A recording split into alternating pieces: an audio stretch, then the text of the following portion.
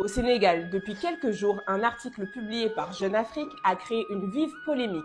Le gouvernement sénégalais réagit. Le journal évoque dans cet article un possible risque d'infiltration terroriste dans le pays en se basant sur un rapport d'un institut local. Mais pour de nombreuses organisations et figures politiques sénégalaises, cet article cache autre chose. Une tentative d'influence étrangère, notamment dans un contexte où les troupes françaises quittent peu à peu la région. Le FRAPP, un mouvement panafricaniste, accuse Jeune Afrique et RFI de jouer un rôle dans une stratégie impérialiste. D'autres, comme le groupe CRDP 50, demandent carrément l'interdiction du journal au Sénégal, l'accusant aussi d'avoir attaqué la Cour des comptes dans un autre article jugé injuste. Face à la pression, le gouvernement sénégalais annonce une mise en demeure contre Jeune Afrique avec des sanctions possibles allant jusqu'à l'interdiction si cela continue. Cette affaire dépasse le cas du Sénégal. Dans plusieurs pays d'Afrique de l'Ouest, Jeune Afrique et d'autres médias étrangers sont accusés de désinformer ou de servir des intérêts extérieurs. Le journal a déjà été suspendu au Burkina et contesté au Mali. Cela montre une rupture de confiance envers certains médias dans un climat géopolitique tendu.